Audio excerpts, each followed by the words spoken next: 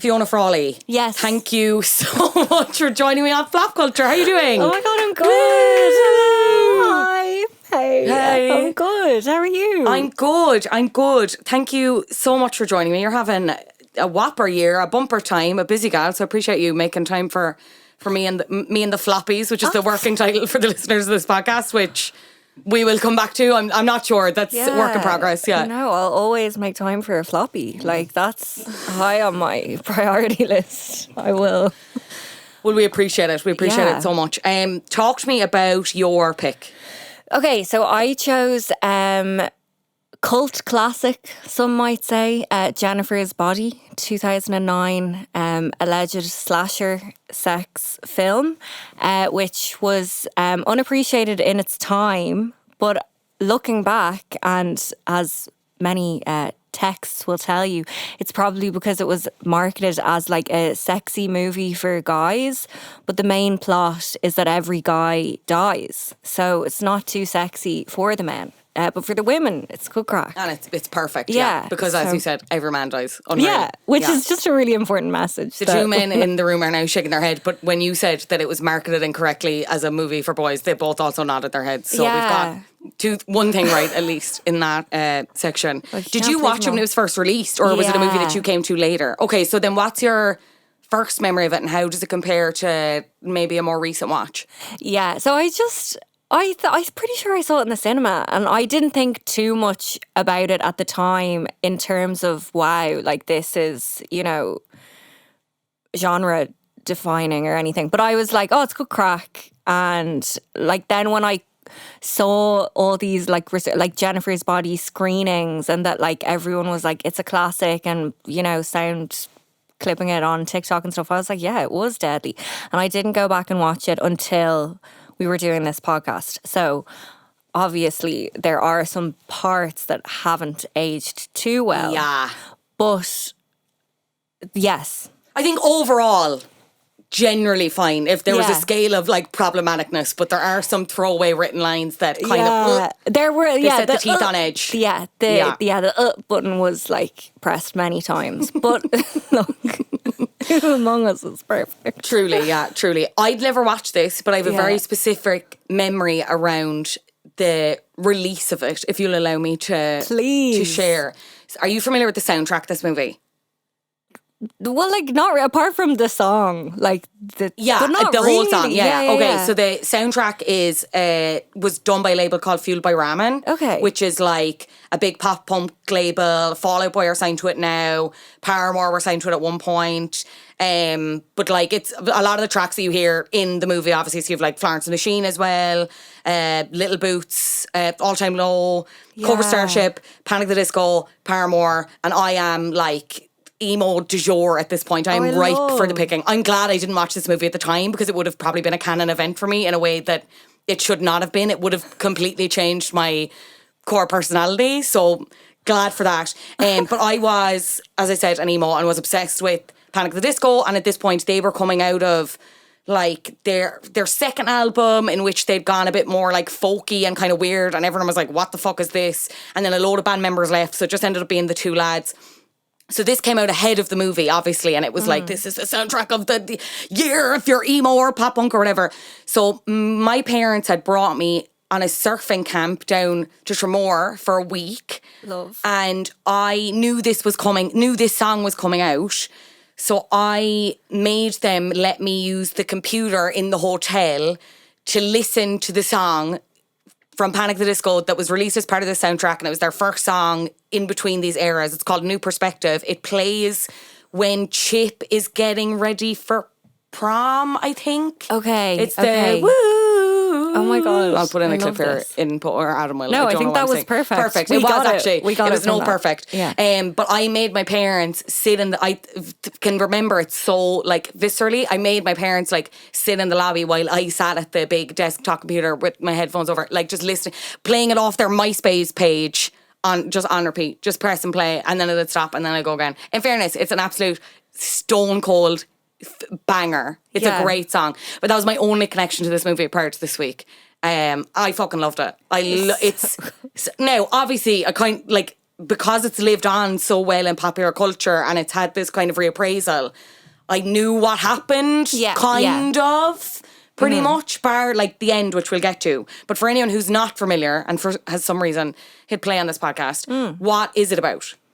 So it's basically about this small town hottie, played by Megan Fox, and she has the trademark, you know, insecure best friend, and like they need each other for, you know, specific purposes of young womanhood. That's very important. Yeah. And so it's about them, and they're in a small town trying to catch good vibes wherever they can. They go to this club where this like cool indie band from the city are coming to play, and the band are actually Satan worshippers, and they need to sacrifice a virgin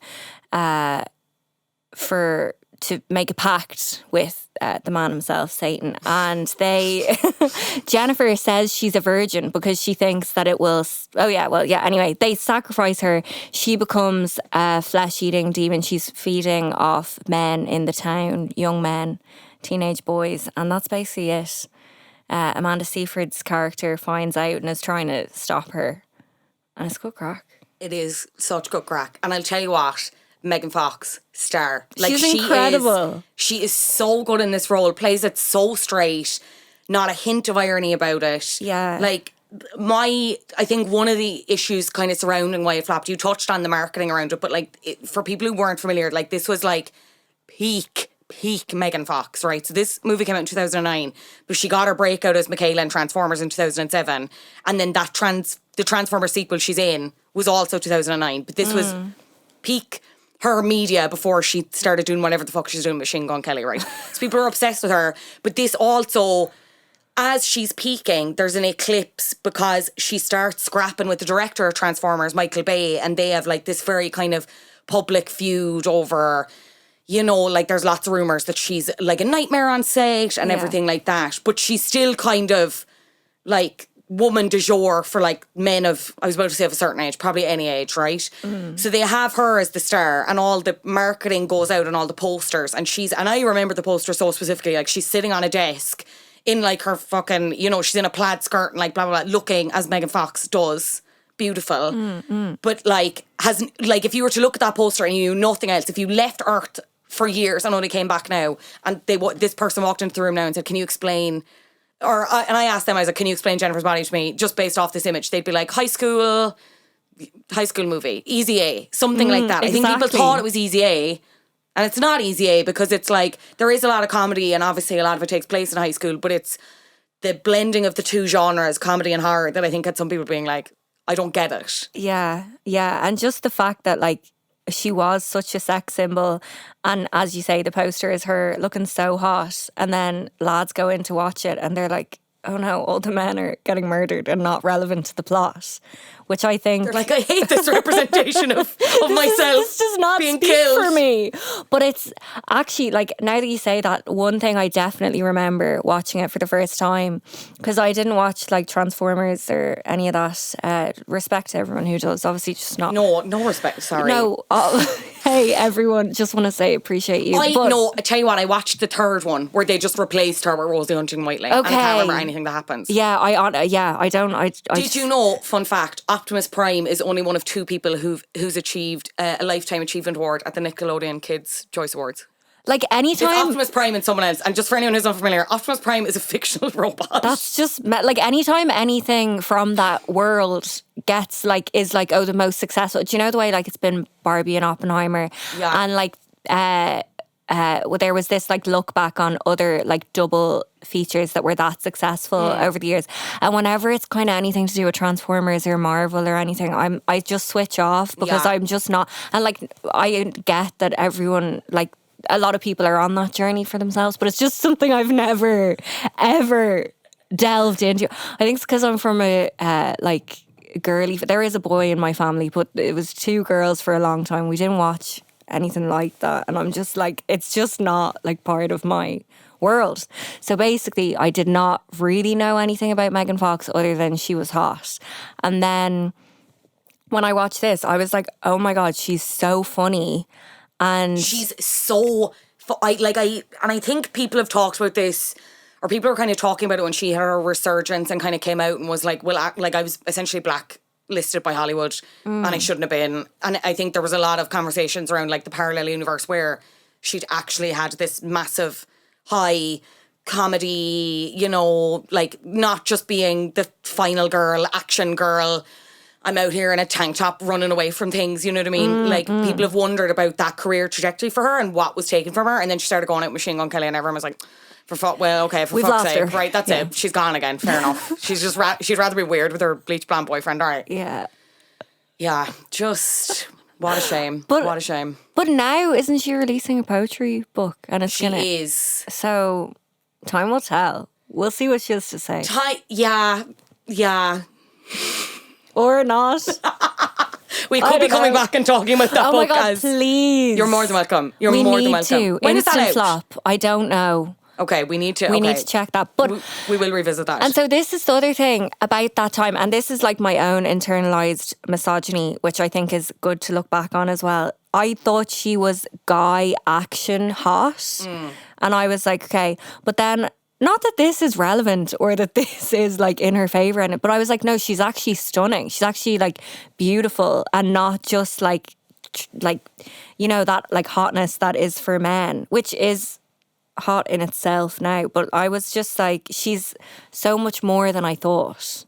And I feel like it was a good movie for that, even though, you know, some people say, like some critics would say it worked against her. I think it opened her up to a new audience. Yeah, which I just don't think anyone has properly capitalised upon. Yeah, I know she did New Girl, but like, did you watch New Girl? Yeah, I did. And her New Girl character, it pissed me off, but it was Nick upsetting me, not her. Okay, but is she not just kind of playing herself slightly in the, And it's just like, she's Megan Fox. And like, I mean, Nick, every line he says is basically like, she's Megan Fox or whatever her character's name.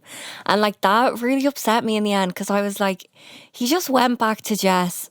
I don't like believe the story of him going back. I wanted that to be more epic love story. But I think that was, I know, and my God, we could be here all day. I do think that was fandom initiated. Like, I think everyone was like, Nick and Jess are in game.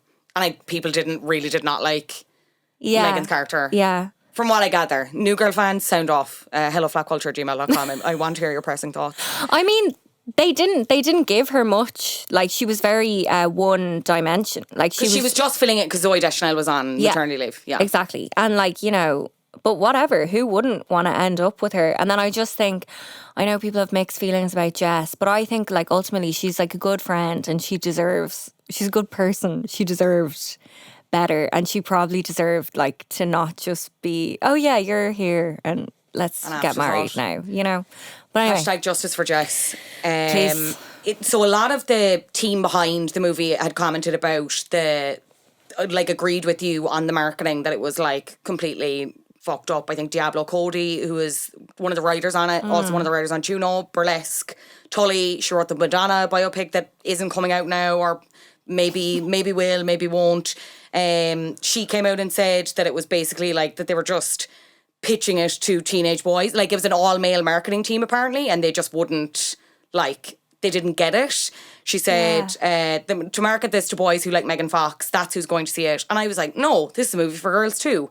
That audience, they did not attempt to reach. Adam Brody said recently, he was like so he plays one of the fellas in the band. Also, sorry, Adam Brody. I know he's really evil in his character, but like, give him the world. I know, if he came to me and he was like, I need €10,000, I'd give to him. Stop. Adam Brody. Do I have it? Not sure, but like I would go we do a GoFundMe. I would 100%, yeah. For Adam Brody, like, yes. I would fall asleep in that man's eyes. You know what I mean? 100%. Just beautiful, perfect person. I love him. Anyway, sorry. He came out and said, he did an interview with The Independent. He said, Tava receives, now this was talking about Jennifer's Body as a whole. He said, Tava received such tepid reviews, and in a way to be a punching bag felt shitty. It wasn't my movie, so I didn't take the brunt of it, but it still felt a little unjust. And then he talked about the poster as well. He said the film was a marketing person's dream, and then to see them do that, referencing the film poster, part Goosebumps, part Maxim. It's not even anything she wears in the movie. The film was directed by a woman, starring two women, written by that year's screenwriting Oscar winner, Diablo Cody. And instead they're like, let's bury all of that. Don't tell anyone that. This is for people who like Transformers. And I think Megan Fox said it's one of her favourite movies she's ever done. Amanda Seyfried said the same, but I think Meghan kind of blamed herself for a while as well for how the movie did, which makes it really sad because That's she is so fucked. like the shining star in this. Like, Oh my Amanda God. Seyfried's really good as well. Like, they're great on They're screen. so good together. But like, that's just like, I don't know. That makes me so sad about Megan Fox, because I guess it's just like, maybe when you've like been in Hollywood or whatever so long, you're like, oh, this is the role. This is like who I'm perceived as, and like the crowd I attract, and it's almost as if like the control is taken away from you. Like the movie is just so far from that. Like, as you say, like directed by a woman, written by a woman, like it's just not. But yeah, like for her to blame herself when all she did was be iconic and eat boys' guts. Like, how could you? I feel like you were at fault.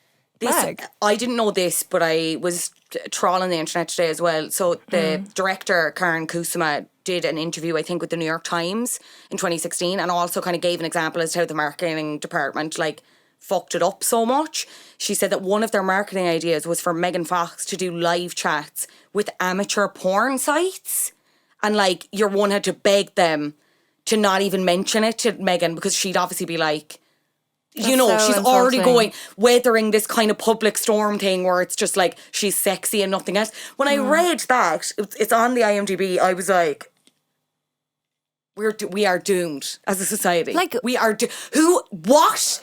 Just classic. Why do any women have imposter syndrome? I'm reading shit like this. You know what I mean? A man in the room was like, what does that have anything to do with the movie? Like, it's just so, when I think of other kind of, there's an Instagram account called Velvet Coke, I think, on Instagram, and they've shared like these iconic kind of marketing campaigns they did for other shows like The Sopranos, what they did before the release of Sopranos, and like Kill Bill, and how they did stuff like blood and posters and stuff. I'm not doing it justice, go check. No. But when you look at what they did with that, and how they could have done something like so smart with Megan and the premise of the movie, it's I'd love a kinda, do-over, honestly. Yeah, it's kind of gas. You actually have to like laugh a bit, just because not only is the movie so the opposite of that, it's like at its core about like making men uncomfortable and murdering them. So it's just like, did anyone watch it on the marketing team and be like, ooh, maybe we shouldn't? It kind of makes it better that it's not like it was, oh, this is a movie that wouldn't suit men because, you know, it's about a female friendship and there's not too much sex in it, and it's really about like the relationship between them. It's like, no, not only is it about that, it's actually about like men being killed and eaten by women. So like, I don't know, it just kind of makes it even funnier that that's what it's actually about. It's not funny, but it's just like, it's funny because we're guys women and because we know. Yeah. One of the criticisms that comes up about it a lot, and I kind of mentioned it earlier, was this convergence of horror and comedy. But something other people said was that it kind of wasn't like comedic enough or scary enough. Like, it could have gone further with both. Is that something you agree with? Did you find it scary, I suppose? And as a comedian, did you find it funny? I mean, it's not too scary. Like, I thought it was going to be scarier. Yeah. It's certainly gory, yeah. but it's not. There's very few real jump scary moments, in my opinion. Yeah. But I think like comedy, horror, like a few of the films I can think of, they're not too strong either way. Like, say, like, I don't know, this, like Orphan or something like that. Like, they're a gas premise overall, but they might not be a laugh a minute. And I do think she has some great lines that are pretty funny. Again, obviously, like, maybe if it was made today, there would be less slurs. And maybe they'd be Ideally, if we could have that would be really maybe good. they'd be replaced with jokes, so that could be good. But there are some funny moments. I wouldn't be like, you know, break my hole laughing to it, but like, yeah, a couple of little throwaway quips. Who has the worst death in your opinion? Oh, definitely emo guy. Colin. Poor guy. And I think I misremembered this because when I was watching him like get ready for his date and stuff, I was like, oh, is there a thing with his like lip ring? I thought she like pulled it out or like did something with that, but I must have just imagined that in my head. But like, Actually, sorry, as you're saying that, I misremembered the Panic at the Disco thing as well. It's the scene where he's getting ready for the date, I think. The yeah, Panic at the Disco I was is playing in thinking the it would be background. him. Yeah. But Because obviously he's emo, of course. He's listening to Panic at the Disco. of course. Yeah. And I think I felt sorriest for him because he actually seemed like a really sweet guy. Such a, sweetie pie. And it seemed like he was going to escape. Yeah. Like Yeah, it seemed yeah. like he'd kind of twigged it and was like, but then couldn't. That's the other thing that's strange with it. Like, the guys who she murders aren't the biggest dickheads. And I don't know if that's a choice or if they just didn't, like, I don't know. Because I'm like, you could have easily made it feel like such a good revenge and like, yeah, that's the guy we wanted to Kind of kill like, the most. Promising Young. Oh, woman. yeah. Or what was fucking John Tucker Must Die. Yes, Like if you get yeah. loads of examples of them being such a prick. And so I think in that way there wasn't too much reward. But maybe that's not what they were thinking about. Maybe they were like, look, she doesn't discriminate. She's going to kill everyone. She's going to kill everyone. Your man that plays Colin, his name is Kyle Stephen Gallner. And if anyone has watched recently and is looking at him being like, why can I not place you? He was in Smile. If anyone saw that, kind of Oh, recent. the really scary one. Have you seen it? No, Very fucking scary. Yeah. Are you generally into horror? No, I am. It's so funny. I was going to watch that last Halloween with my sister. She was over. And we were like, oh no, let's watch Halloween 3 instead. And then it turned out she has never watched a horror in her life. Okay. She was terrified by Halloween 3. I don't know if anyone's seen it. It's the least scary one. I will say that's like a black spot. I have not seen any of the Halloweens. They're Sorry, Jamie, they're you've heard it. so good. But Yeah. like Halloween 3 is, it's not scary, but she just didn't even understand the concept of a jump scare. Like she was like, what's happening with this music? She was like, no, and I was like, I can't believe we were going to watch Smile. Like she would have been Oh, she would hospitalised. have gone into cardiac arrest at Smile. So funny. Smile is... Fuck me. I found that so... And I remember Cian, sorry, not to hang him out to dry constantly on this podcast, he isn't that into scary movies, and Yeah. but he's watched a couple of them with me for Flop Culture or whatever, and I saw Smile with my gang of friends, and he went to see Smile with another friend, and he left and was like... Very, very scary, wasn't it? I was like, are you need... Are you okay? Are you okay? I think... Do we need to call in the psychologist? Like, it's just... Yeah. Yeah, no, I've heard it's very scary. I need to watch. I would that. recommend. I hope they don't do a sequel, but they definitely will. Because Oh, they're mad for the sequels. And I mean, where was the Jennifer's Body sequel? But that it brings me nicely along. What does a Jennifer's Body sequel look like? Because obviously it ends with... what's her name? Needy. Santa Needy. Free, which terrible name. Like I get it. But I like, love it. It's very. Do you? I mean, it's very on the nose. Yeah. But it's Anita. Ah, okay. Yeah, that makes it. Yeah. So, I mean, there could be more reference to that. Yeah. Because you're like, did someone name their baby Needy? Yeah. I mean, fair. But they are. But like, yeah, I kind of... Babies generally a bit needy. Do you know, you're giving Needy. I actually kind of love the name. But... yeah, I wonder, would they really jump on the fact, like, I mean, you know, the whole kind of critique of it, like, as a, like, Me Too, like, how relevant it is after that, and, like, what happened in the van, and, you know, I mean, they could potentially ruin it by getting too self-aware with it. Which I think... It's a matter of time before they reboot it, I think. I Yeah. don't see a sequel. I don't see a sequel with Needy because, like, we kind of see how that, like... Now, apparently in the original script... So, sorry, I'll back up, actually. Needy ends up killing Jennifer to transport the demon from Jennifer into her, right? Which is... yeah. Yeah, so then she ends up being locked into a mental institution, but she manages to escape, and, like, as revenge, she's going to kill the band, Anna Brody's band, Low Shoulder, like, as revenge, and then it will Low be Shoulder. done, or maybe not done, but, like, she'll enact revenge, because obviously she was in love with Jennifer, and, like, friends, Yeah. whatever. So we see that in the end. Apparently, in the original script, we actually weren't supposed to see the explicit end of them being killed. It was supposed to be kind of left more open-ended. I don't see a sequel, but I actively see them rebooting it, like, soon. And a part of me, while this movie is not perfect by any means, I need them to not do that. Because No. on what universe is there another Jennifer that isn't Megan Fox? Yeah.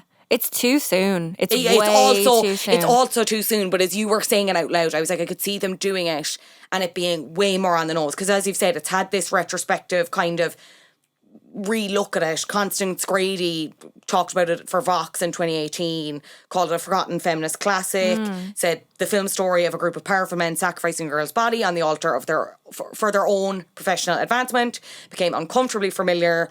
Obviously, you're talking about this. This is, again, as the Me Too movement is peaking. The one thing I will say about it is, while I do think it could be funnier, there are still a lot of fun with it, and I feel like that could be diluted by a hard reboot, of them being really on the nose and being like, women and... I know, and also... Do I sound like a women hater now? I kind of think so, look, but anyway. We're in a safe space. Yeah. The internet. Yeah, perfect. You're Nothing bad ever happens to women on the internet. But I think there's something that's like so crucial to it is the 2009-ness of it all. Like, I mean... just like the pathetic indie band, the very 2009 high school stuff. I don't want it to be like Megan doing a TikTok dance in her room. I kind of want it to stay. Oh God, and it would definitely be that. 100%. I think you're literally speaking it into existence. I'm gonna be honest. You're But right. also- You're actually writing the movie. If anyone's looking, Please no. And also Megan could still play Jennifer. She actually looks younger now. So it's just why would we be it's not in a reboot when they get the protagonist to play the mom or whatever. I'm no, she would look younger than the daughter. So just don't rush anything and just watch original Jennifer's Body. Yeah. Obviously, yeah, there are bits about it. And I don't know, maybe there's ways it could have gone further. But also, I read one thing, and whether it was Diablo Cody or Karen Kusama, who was I just wanted to make a movie that was fun as well. And I'm we can obviously analyse it till the cows come home, but it's definitely that. yeah. It's definitely you can see why it's always screened again at Halloween and stuff. Because it is a movie that would have a group of friends cackling, and you don't want to ruin that either. I'm not saying the feminists will ruin anything, because obviously I identify as part of that group. But look, sometimes we do ruin stuff. Sometimes, unfortunately. Do you know what it was up against in the box office the weekend or the week it was released? Oh no, what? Because it wasn't a commercial flop. It made money. It made so it was made for $16 million and then made $31.6 million. But obviously they thought it was going to make more because you're going off the back of Megan Fox's name and stuff. It was up against the 3D animated film Cloudy with a Chance of Meatballs, which is a perfect film. I mean, if you've never seen it, you want to talk about comedy.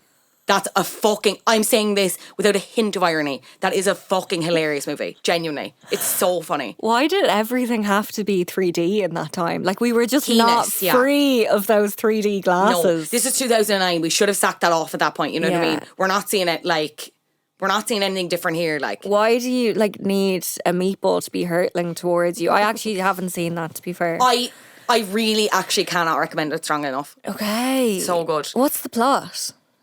I can't really remember. He's a meteorologist, or his family are meteorologists, and then he's an inventor. He wants to be an inventor, but his inventions are really shit. So then he invents something that fucks up the weather.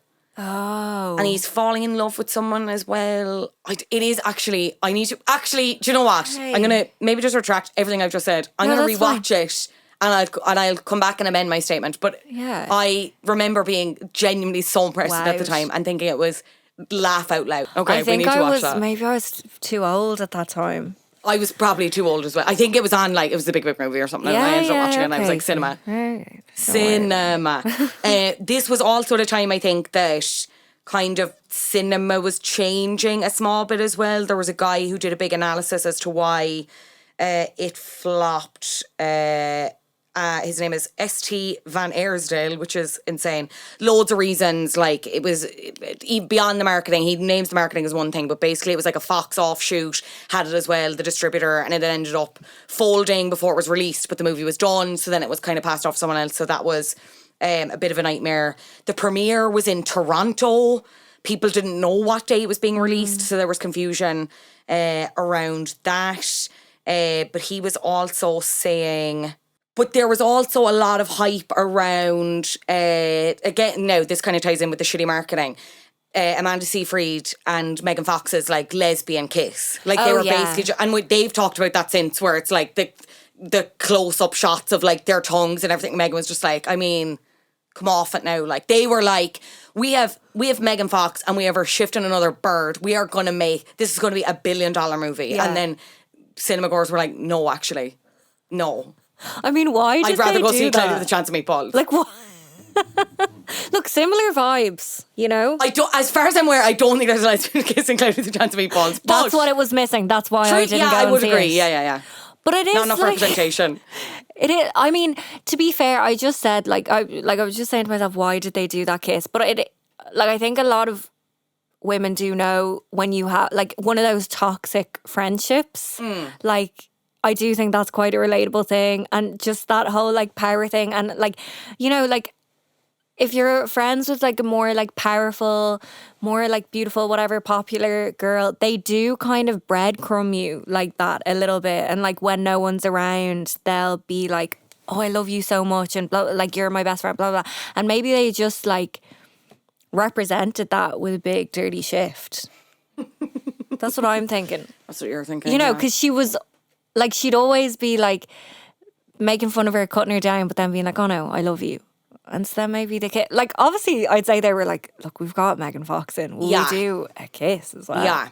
And I think it's also, like, obviously, like, Needy is in love with Jennifer. Of course. But you're dead right in that dynamic is so compelling because it is relatable even amongst all the demon shit. Like, everyone's been in a friendship similar to that. Maybe the vibes or the feelings aren't as high or as heightened, but...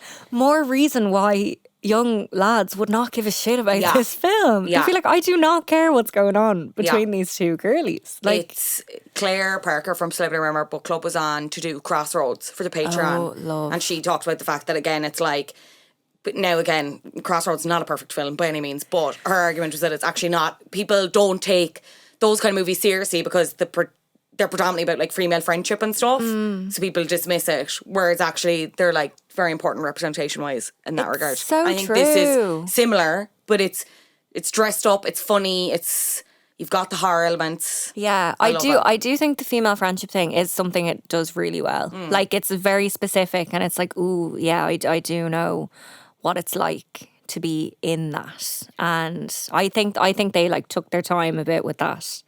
With maybe some of the other elements, the horror stuff, maybe they were like, let's quickly throw this on, not to disrespect the girlies, Diablo and Karen, but I'm like, ooh, they could have gone a bit further with the horror. I think they could have, I think they could have made the people that got killed a bit more bad. I would have liked that. Maybe that's not the point of it. And I think like, because it's I think that's something people like movies and TV have to do. Like, do you know in Bad Sisters? I actually haven't seen that yet. Oh, don't worry about I it. know. I don't watch it. Yeah, no. Well then, no, do watch it. But we'll talk about it another time. Okay, sorry. So I've just ruined your entire point. Okay, perfect. No, I literally thought about that just this second. I didn't come in with that. I wasn't like, this is my defining moment of the film or anything. But what else was I saying about it? Yeah, the horror. Yeah, some of it, like watching it back this time, I was like, oh, it's a bit like haphazardly thrown together, and like the teacher with the missing hat, like what's it all about? And I think sometimes it forgets whether, or just can't decide whether it's. I think there was definitely a way to play both, and I don't think it always lands. I think sometimes they do. I remember, because I was kind of reading a few bits about it before, as I was watching, and there's some critics talking about how the tone is a bit uneven. Yeah, and I kind of got that from like, obviously I get that if this actually happened, people would be mourning their classmates and stuff. But there was a lot of like lingering on that felt really dark. And then the juxtaposition of like, Megan not really giving a fuck, but she's inhabited by the demon now, and she's like, lol, peace, whatever, like... That kind of took me out of it sometimes, where I was like, how am I supposed to feel about these characters and what's happened? Am I supposed to feel bad, or am I supposed to be laughing at Megan and Jennifer, you know? I just had a really horrific vision of, in the reboot, Jennifer like doing an Instagram live being like Vanessa Hudgens in the pandemic, being like, these people dying in the fire is, you know, horrible but inevitable. But I think, yeah, because watching it back, I'd completely forgotten about the fire. It was not needed, but then... Yes, again... And I get it from the perspective of trauma, but a lot of lingering shots of people running out of the bar actively on fire, and you've Amanda's character Needy talking about how the character how the people smelt to her boyfriend, like I don't know. And then it's like, this is not what the film's about. Yet we're watching people burn. But I saw an interview, I think it was with Diablo Cody, or I read it, and she was saying that she wanted to capture like how tragedy is dealt with in a small town. And I do think that's really interesting. And like, you know, if there's someone who's not like making it their whole personality and not like going to the vigil and like holding hands and playing this out. But I don't think maybe they did that enough. I think that is like something really interesting to explore. But yeah, again, maybe they were trying to do too many genres, potentially. But yeah, that just seemed a bit... There was no... Not that there needs to be a payoff, but it didn't serve its purpose. It was like, why is it there? Why was there this fire? She could have gone off in that van. Like, there didn't need to be a big like commotion where people died. Yeah. But look, that's the choice they made. There you go. Do you think Chris Pratt remembers that he's in this movie? I hope not, because he has no part in this. I shrieked. There needs to be a trigger warning for Chris Pratt to appear in movies. They're like comparison between like Adam Brody and Chris Pratt. It's Adam just Brody, like Angel from the Skies. Chris Pratt, international nightmare. And like Adam Brody playing the villain as well. I know. I'm like, what? Oh, put a bit of eyeliner on him, and he's not like Seth or what's his name in the OC. Seth. Yeah. Anymore. Seth, like as if. Yeah. But Chris Pratt, no. Surely not. A frightening experience. Honestly, I would say I was like, I hate every second of this, and I guarantee you, he denies that he's in this. I'd say 100%. he's on IMDb being like, "Can you take this out of my credits, please?" Because like, God would not be up. Oh, he's for probably this. burning copies of it in his wife's church. Yeah, 100%. Like he would be like, absolutely no. It's hilarious. I have in all caps in my notes, Chris Pratt is in this movie. Like that. Fair play to the world for keeping that a secret from me until this week, because my God. That's just another one of the things about it that's so ahead of its time. That's like, oh, who could have foreseen Chris Pratt playing the like doofus? Yeah. You know? I know he was that in Parks and Rec and stuff, but it's just like the Chris Pratt that we know today being in this film and being hoodwinked by a sex demon. Yeah, he would literally never do something this good crack now. I know. I'm like, were these women psychic? Like, did they have magical powers? Yeah. And I think they did. I think they did. Okay, ultimately then, why do you think it flopped?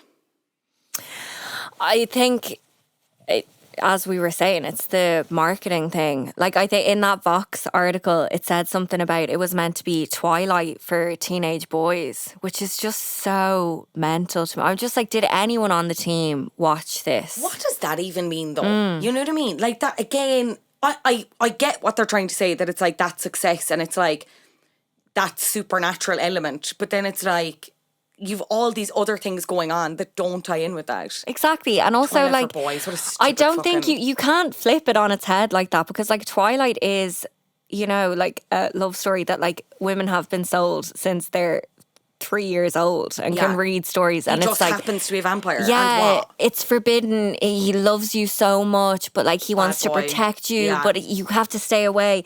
And I'm like, I don't know how you flip that on its head for boys. It's a completely like different like upbringing and culture and that you're trying to cater for.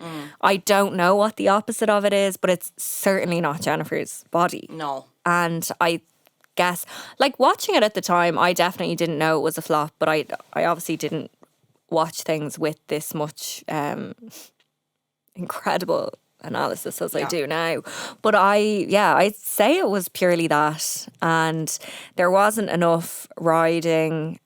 Maybe people would have liked to see Meghan's boobies, Yeah. which sadly they did not. Yeah. I think she should be allowed to keep some things for herself. Yeah. And She should also be allowed to get them out if she wants to. And I hope she Because as we've will. already established, we are feminists. And just any day now, any day, Megan. And maybe it'll be in the poetry book. Yeah, maybe. Maybe it's just... Maybe it's all a ruse. That's what I'm really hoping. But, yeah, I think, people, it's not what people thought it was going to be. The poster, the plot, everything. And, yeah, I guess that's why. And maybe it just wasn't strong enough in terms of, like, there was no, like, love story. There was no, there was no, like, payoff for a male hero. A man didn't save the day. There was no, like... Yeah, after all these men getting killed, it wasn't a man who comes back and kills the demon. It was a girl and her best friend. I just don't think that was something that would be hugely appreciated at the time. But it is in our hearts. Yeah. I think it was like written to always be not appreciated in its time. Yeah. And just to be a cult classic like this. What's your elevator pitch for someone who hasn't watched it? This episode, essentially, yeah. Well, Megan Fox, first of all, and just the very interesting point that all men should die. It's just, and that's not what I mean or stand for myself. Don't pander to the men here. You're talking to me. Guys, it's 2 against 2. But yeah, I just think like that would be all I'd need to be sold. Like cheesy slasher-esque teen slasher movie, an appropriate bit of like, bit of smut, bit of skirt lifting up, but mostly, they get you in with that, and then it's about much more.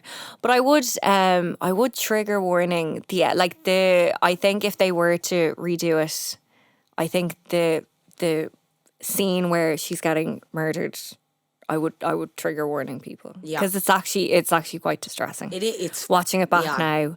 I was like, ooh, it was too on the nose. Yeah. So I would give a trigger warning to people. And for the slurs. But overall, get it into you. Yeah. Literally. Fiona, what a pleasure it's been. I can't wait to have you back to review Megan Fox's poetry book. Oh my God. But before that, and in the meantime, where can people find you? You're very funny. You tell jokes in lots of places. Thanks. Yes, I do. I'm mostly at Whelan's every Monday for Cherry Comedy. And I'd be gigging around the place. I share details of that on my Instagram. It's Fiona Frawley. I'm on the platform formerly known as Twitter as well. Also at Fiona Frawley, and a TikTok. I throw up the odd video. Fiona Frawley. So... Stunning. Yeah, that's it. Fiona, what a pleasure to have you on Flop Culture. Thank you so Thanks much. for having me. Thank you.